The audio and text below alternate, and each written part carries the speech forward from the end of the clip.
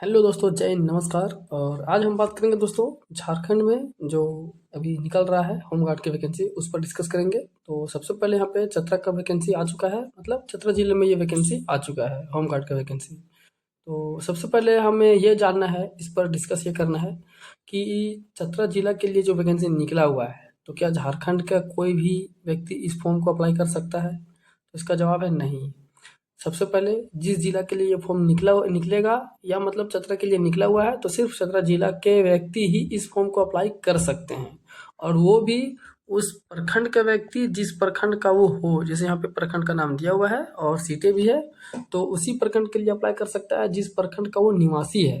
ये भी शर्त है। ये चलिए हम इन बातों को भी अच्छे से डिस्कस करेंगे। तो मैंने सबसे पहले आपको बताया कि चतरा जिला के लिए वैकेंसी अभी तक निकल चुका है, जो 15 सितंबर से अप्लाई होना शुरू हो जाएगा। 15 सितंबर से अप्लाई होना शुरू हो जाएगा, जिसका लास्ट डेट रहेगा 30 सितंबर तक। और इसमें किसी भी दूसरे जिला का कोई भी व्यक्ति आवेदन नहीं कर सकता है। सबसे पहला बात। दूसरा बात दोस्तों, आप लोग ये सोचेंगे कि जब चतरा जिला का है और दूसरा जिला का कोई भी व्यक्ति आवेदन कर नहीं सकता है, तो हमारे लिए देखना जरूरी क्यों है?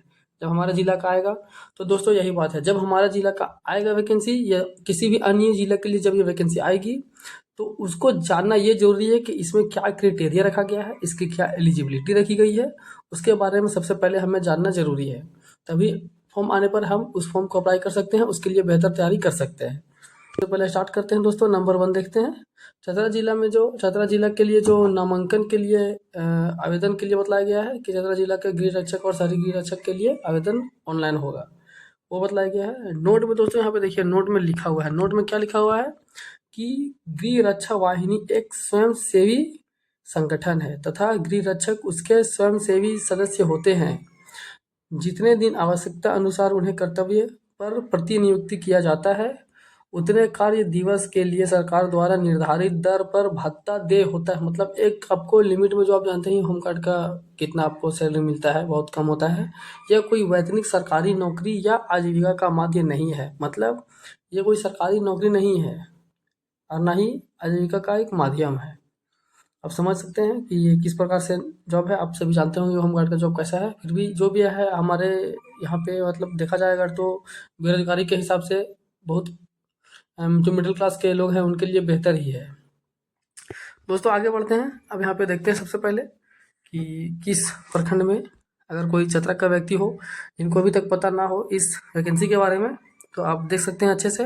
बाकी मेरे ख्याल से तो बहुत किसी को ये पता होगा कि वैकेंसी जो है सो अप्लाई होने वाला है, किस प्रखंड में कितनी आई है, आप देख सकते हैं। और अगर किसी को ये अगर पढ़ना हो, ये पीडीएफ किसी को देखना हो, तो मैं डिस्क्रिप्शन में लिंक दे दूंगा पीडीएफ का, आप वहाँ से डाउनलोड करके देख सकते हैं, ओपन करके पढ़ सकते हैं।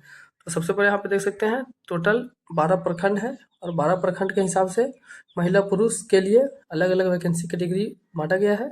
और टोटल इतनी वैकेंसी, टोटल वैकेंसी है दोस्तों 434, जिसमें पुरुष के लिए है 220 और महिला के लिए है 214। टोटल वैकेंसी 434 है। ग्रामीण और शहरी गृह रक्षकों के लिए दोस्तों ये 434 है, और शहरी गृह रक्षकों के लिए 14 और 15, ये दोनों अलग अलग है, आप देख सकते हैं यहाँ पे। और दोस्तों आगे बढ़ते हैं। और देखिए यहाँ पे, देखिए दोस्तों तीसरा नंबर में यहाँ पे लिखा हुआ है वही जो मैंने आपको बताया कि आवासीय होना जरूरी है। यहाँ पे देखिए, ग्रामीण गृह रक्षक अभ्यर्थी को चतरा जिला के उस प्रखंड का निवासी होना चाहिए। उस प्रखंड का निवासी मतलब आप चतरा जिला के तो है ही, उसके साथ आपको उस प्रखंड का निवासी होना चाहिए जहाँ से ग्रामीण गृह रक्षक के रूप में नामांकन के लिए ऑनलाइन आवेदन करेंगे। आप समझ सकते हैं दोस्तों। उसके बाद चलिए आगे हम देखते हैं उम्र सीमा क्या है। तो उम्र सीमा आपका 19 से 40 साल है, मतलब 19 साल से 40 वर्ष की कोई भी व्यक्ति इस फॉर्म को भर सकते हैं। और शैक्षणिक योग्यता देखें अगर, तो शैक्षणिक योग्यता के लिए मांगा गया है ये दोस्तों, ग्रामीण गृह रक्षकों के लिए 7वीं पास और शहरी गृह रक्षक के लिए मैट्रिक पास होना आवश्यक है। शारीरिक मापदंड दोस्तों, यही जो शारीरिक मापदंड, यही हमें जानना इसमें ज़रूरी है, क्योंकि जब भी हमारे जिले के लिए आएगा, तो हमें इसके लिए हम परिपूर्ण है या नहीं, ये हमें जानना बहुत ज़रूरी होता है। तो देखिए शारीरिक मापदंड क्या है। और सबसे पहले हम देखते हैं यहाँ पे लंबाई लिखा हुआ है। लंबाई क्या है दोस्तों? तो जनरल और ओबीसी बीसी के लिए 162 सेंटीमीटर है। पुरुष में लंबाई जो पुरुष के लिए वो 162 सेंटीमीटर है, जनरल ओबीसी और बीसी के लिए। और एसटी एससी के लिए दोस्तों 157 सेंटीमीटर है, ये पुरुष के लिए है। महिला के लिए 148 सेंटीमीटर है, सभी के लिए, मतलब सभी कास्ट की महिलाओं के लिए 148 सेंटीमीटर हाइट होना जरूरी है, ये हाइट है। सीना दोस्तों ये पुरुष के लिए है 79 है, मतलब 79 है जनरल ओबीसी बीसी के लिए, और 76 है एसटी एससी के लिए। उसके बाद दोस्तों यहाँ पे देखिए तकनीकी दस्ता जो तकनीकी के लिए होंगे उनके लिए है। और आगे फिर देख लेते हैं दोस्तों शारीरिक जांच परीक्षा, ये क्या है, ये सब हमें जानना जरूरी है दोस्तों। सबसे पहले यहाँ पे देखते हैं का नंबर में जो लिखा हुआ है, इसके अंतर्गत 1 मील दौड़, ऊंची कूद, लंबी कूद, शॉर्ट पुट सम्मिलित होगा, जिसमें निम्नवत अंक प्रदान किया जाएगा। चलिए देख लेते हैं दोस्तों, जांच क्या है। दौड़, दौड़ आपको 1 मील का मतलब हो गया 1600 मीटर, 1600 मीटर 1.5 किलोमीटर 100 मीटर, मतलब 1600 मीटर आप समझ सकते हैं 1 मील वही होता है। 5 मिनट या पहले, मतलब दोस्तों अगर 5 मिनट में आप कंप्लीट करते हैं तो वो समझ के 4 मिनट 45 सेकंड जो आर्मी में टाइम दिया जाता है वो आर्मी का दौड़ हो गया 4 मिनट 45 सेकंड। तो 5 मिनट या उससे पहले अगर कंप्लीट कर लेते हैं तो आपको 20 अंक मिलेंगे। 5 से 6 मिनट के बीच, मतलब 5 से 6 मिनट के बीच हो गया नेवी एयरफोर्स में जो दिया जाता है, उसमें आपको 10 अंक मिलेंगे। और 6 मिनट से अधिक समय में लेने वाले को अयोग्य माना जाएगा, मतलब आपको 6 मिनट में कंप्लीट कर लेना है। यही तो दोस्तों ये देखिए 6 मिनट तक आपको दिया जाता है टाइम नेवी एयरफोर्स में 1600 मीटर कंप्लीट करने के लिए।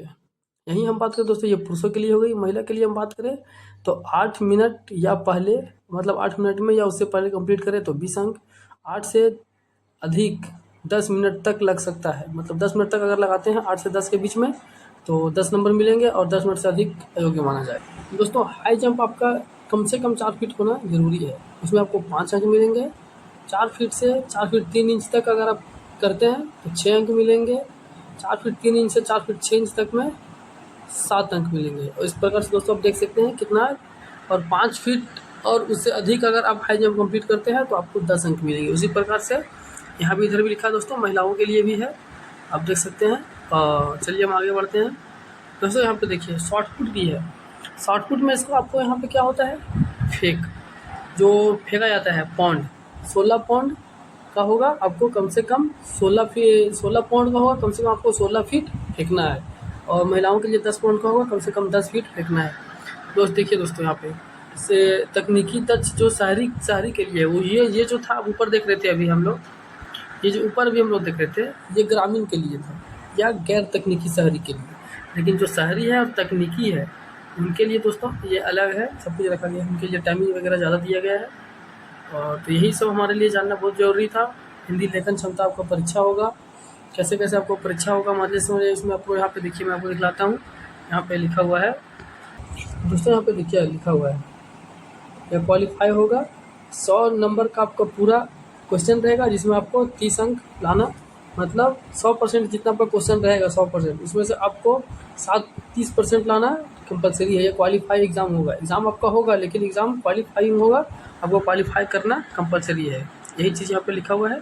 तकनीकी दस्ता में भी वैसे ही दोस्तों, मतलब आपकी परीक्षा होगी, लेखन परीक्षा आपकी होगी, आपको ये देखना बहुत ज़रूरी है दोस्तों। देखिए यहाँ 5 नंबर में हम देखते हैं, जो अभ्यर्थी राष्ट्र स्तरीय खेल कूद में पुरस्कृत हुए हैं, मतलब जो राष्ट्र या राज्य स्तर पर, मतलब नेशनल लेवल पर या फिर स्टेट लेवल पर जो किसी को भी खेल कूद के मामले में अगर किसी को कोई पुरस्कार मिला है तो उनके लिए भी यहाँ पे दोस्तों क्या बोलते हैं, उनके लिए भी प्रावधान रखा गया है। क्या कि अगर आप प्रथम श्रेणी आए हैं तो आपको 6 अंक मिलेंगे राष्ट्रीय के लिए, और राज्य स्तर के लिए आपको मिलेंगे 3 अंक। अब द्वितीय स्थान लाए हैं तो 4 अंक मिलेंगे राष्ट्र के लिए और राज्य के लिए 2 अंक, और तृतीय स्थान में 2 अंक और 1 अंक।